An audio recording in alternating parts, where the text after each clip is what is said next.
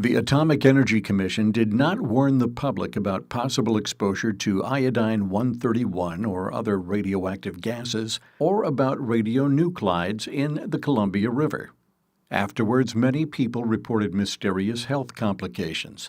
But because the Department of Energy did not reveal the facts about Hanford's radiation releases until 1986, it was decades after the war before many people were accurately diagnosed. Interviews with Hanford area residents conducted by Spokesman-Review reporter Dorn Steele in the mid-'80s helped to uncover patterns of cancer and other diseases common to the region.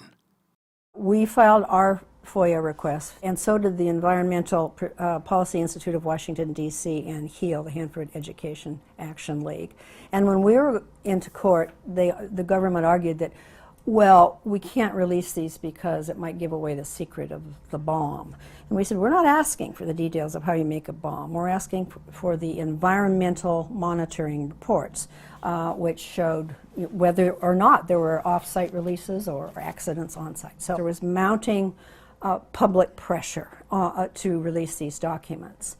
And so 6 months later, in February of 1986, they actually released them.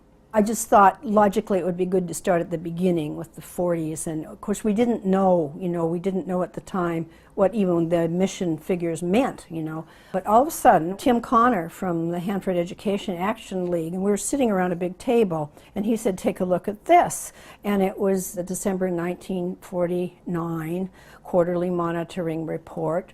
When we looked inside, there was this graphic of this huge plume of radioactive iodine that had spread throughout Richland, where the scientists lived.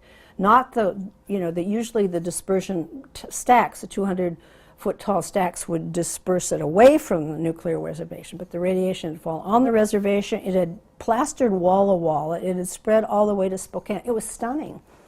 June Casey had a pretty scary story. I mean, she had just transferred to Whitman College, and she was a sophomore, and she was there during the Green Run. And it was her first semester at Whitman, and when she went home, she was from Oregon, and Umatilla, I believe.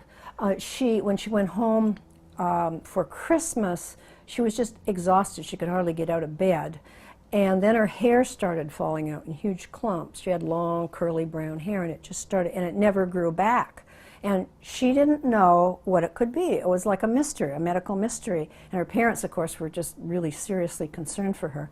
But it wasn't, she didn't know about the Green Run until she read a story like in 1988. It was like 2 years after the original reporting, but she lived in Oakland, California. So she saw a follow-up story on the Green Run, and finally she thought, maybe this is what happened to me. It was dramatic.